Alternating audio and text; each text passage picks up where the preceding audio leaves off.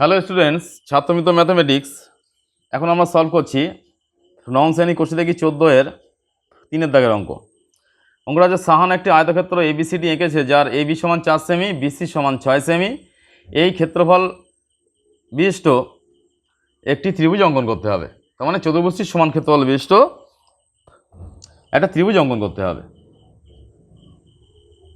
কি করতে হবে? এই যে চতুর্ভুজটা আছে, এই মানে আয়তক্ষেত্রের সমান ক্ষেত্রফল বিশিষ্ট একটি ত্রিভুজ অঙ্কন করতে হবে। তাহলে আমরা প্রথমে কি করব, খাতার উপরে এই যে বাহুগুলো দেওয়া আছে, বাহুগুলো পরস্পর এঁকে নেব। এবি সমান 4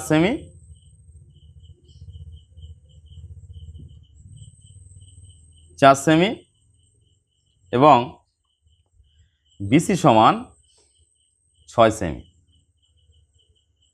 পরস্পর আমরা অঙ্কন করে নেব। এটা আছে এবি, নাম দিয়ে দেবে সাথে সাথে 4 সেমি।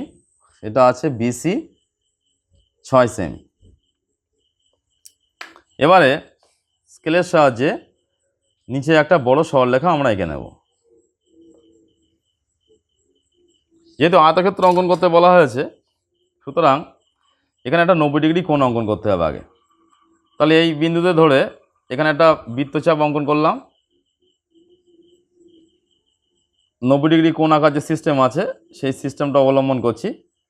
একই মাপ নিয়ে দুটো পরস্পর কাটতে হবে এই বৃত্তচাপের উপরে। তারপরে উপরের দিকে একটা বৃত্তচাপ হবে এখানে ধরে, আর একটা বৃত্তচাপ এখানে এর গায়ে আঁকতে হবে। এবার আমরা স্কেলের সাহায্যে এটা যোগ করে দিলে আমরা 90 ডিগ্রি কোণ পেয়ে যাব। কেন 90 ডিগ্রি আঁকলাম? কারণ আয়তক্ষেত্রের প্রতিটা কোণ 90 ডিগ্রি হয়, এই জন্য। এবারে আমরা 6 সেমি বাহুটা নিচের দিকে নেব, বড় বাহুটা নিচের দিকে নেব।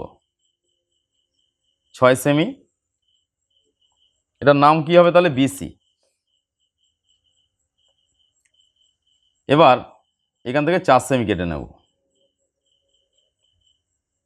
এখান থেকে 4 সেমি কেটে নিলাম। এটার নাম তাহলে কি হলো? এ। এটা 6 সেন্টিমিটার, এটা 4 সেন্টিমিটার। যেহেতু আয়তক্ষেত্রের বিপরীত বাহুগুলো পরস্পর সমান হয়, সুতরাং বিসি বাহুটার মাপ আর একবার নিতে হবে। নিয়ে এখানে ধরে এটা কেটে নিলাম বিসি বাহু। এবার এবি বাহুটার মাপ নিতে হবে, কারণ এবি বাহু সমান করে এখানে আয়তক্ষেত্রটা হবে। আমরা যোগ করে দেব পরস্পর। এবি বাহু আমরা যোগ করলাম।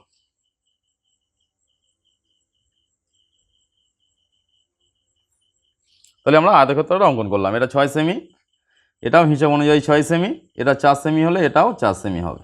এবার আমাদের এই আয়তক্ষেত্রের সমান ক্ষেত্রফল বিশিষ্ট একটা ত্রিভুজ অঙ্কন করতে হবে। তাহলে আমরা এসি কর্ণটা যোগ করে নেব। নিয়ে এই কর্ণের সমান্তরাল অঙ্কন করব ডি বিন্দু থেকে। ডি বিন্দু থেকে কর্ণের সমান্তরাল অঙ্কন করব। তাহলে এসি কর্ণের সমান্তরাল অঙ্কন করব ডি বিন্দু থেকে। কীভাবে? যার সমান্তরাল হবে তার মাপটা নিতে হবে। নিয়ে ডি বিন্দু থেকে একটা বৃত্তচাপ এখানে অঙ্কন করলাম। এবার যেহেতু এই দিকে হচ্ছে সমান্তরালটা, তাহলে ওপরের বাহুটার মাপ নিতে হবে।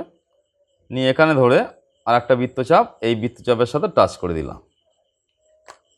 এবারে সমান্তরালটা অঙ্কন করে নিই। ডি বিন্দুর সাথে এই যেটা ছেদ করেছে এখানে যোগ করে দিতে হবে। এবারে এটার নাম দিচ্ছি আমি ই বিন্দু। ই বিন্দুর সাথে এই বিন্দুটা যোগ করলে আমরা ত্রিভুজ পেয়ে যাব। একদম সিম্পল প্রসেসে কিন্তু বিষয়টা শিখিয়ে দিচ্ছি।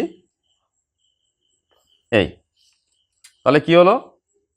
অতএব দিয়ে লিখতে হবে আয়তক্ষেত্র, একটা চিত্র দেবে, মানে ছোট আয়তক্ষেত্রের দিয়ে A B C D equals to ত্রিভুজ এ বি ই। তাহলে আমরা এখানে আয়তক্ষেত্রের সমান ক্ষেত্রফল বিশিষ্ট ত্রিভুজ এ বি ই অঙ্কন করলাম। তাহলে কত সহজ পদ্ধতিতে দেখো আমরা এই জ্যামিতিটা সম্পন্ন করলাম। তাহলে এইভাবে সহজ পদ্ধতিতে শিখতে গেলে, জানতে গেলে কী করতে হবে? আমাদের চ্যানেলে থাকতে হবে। আর আমাদের চ্যানেলে থাকতে গেলে কী করতে হবে? ছাত্রমিত্র অ্যাপটা ইনস্টল করতে হবে। তাহলে তোমার ক্লাসের সমস্ত অঙ্কের সমাধান এই অ্যাপের মধ্যে থেকে পরস্পর পেয়ে যাবে।